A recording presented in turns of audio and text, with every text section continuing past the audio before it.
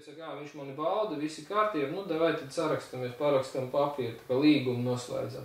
Līgums par ko ir, ja? Nu, tā kā, kad veic laulību, līgums ir par to, ka gadījumā, ja sieviete neizdosies izveidot attiecības ar šo vīrieti, tas vīrietis viņu tālāk atbalstīs, uzturēs un, nu, tipa nodrošinās viņiem bērnu, tur visu pārējo. Kroča, tanī brīdī, kad sieviete panāk to, lai vīrietis iestājas tajā laulībā, ja, tad sieviete var pēc būtības palaisties vaļīgi. Nu, mūsdienu sistēma to nodrošina. Tā jebkurā gadījumā, es neesmu vienkārši tos līgumus pētījis.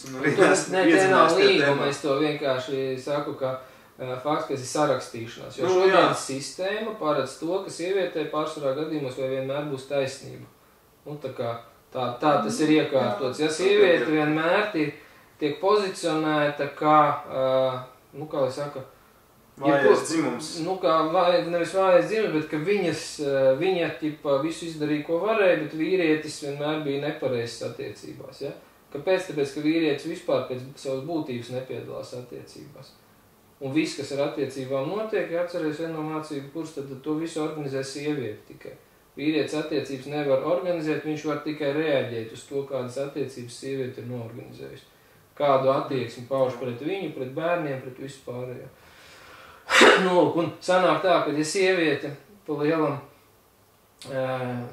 nu, kā lai saka, neveiksmīgi, viņai neizdevās izveidot tās attiecības, tad viņai tas laulības ir kā drošības pilvens par to, ka pēc laulības šķiršanas, tad pusi no vīra mantas viņai pienāksies, tur vīrs, tur, ja viņa panāk to, ka bērni pie viņas, protams, ko viņai vieglāk panākt, jo tas jau automātiski sistēmas, visi darbonis pārsvarā, ja, jo visi tie darbinieki ir sievietes, ja, uzskata, ka bērniem, protams, pie sievietes jābūt ir pēc laulības šķiršanas, ja, un tas ķipa normāli, tā skaitās pareizi, ja, bet es jau stāstīju, ka veidiskajā sabiedrībā bija pretēji, ka pie vīriešu bērni paliek pēc laulības šķiršanas.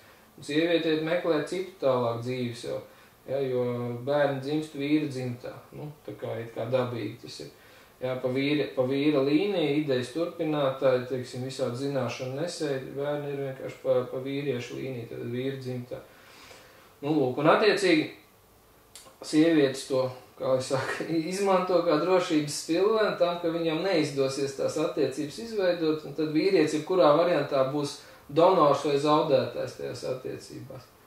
Lūk, tāpēc tāds interesants moments. Es nesaku, ka nevajag precēties, es saku vienkārši, ka ir jāpadomā priekš kam skriet kaut kur iekšā, ja tu neesi izvērtējis to savu sievieti, ja tu neesi izvērtējis pats sevi, ko tu vēlies, un kāpēc tu vispār to sievieti esi izvēlējies, ja, vai piedāvājis sevi, un viņa tevi izvēlējās. Ja, un tad tā lielākā daļa ir tā, ka mēs nesaprotam, ko mēs izvēlamies un priekš kam mēs izvēlamies, lielākā daļa problēma. Un tad vienkārši neapzināti sistēma ir uztaisījis tā, ka sieviete vienmēr uzvarēs, nu, tajās attiecībās.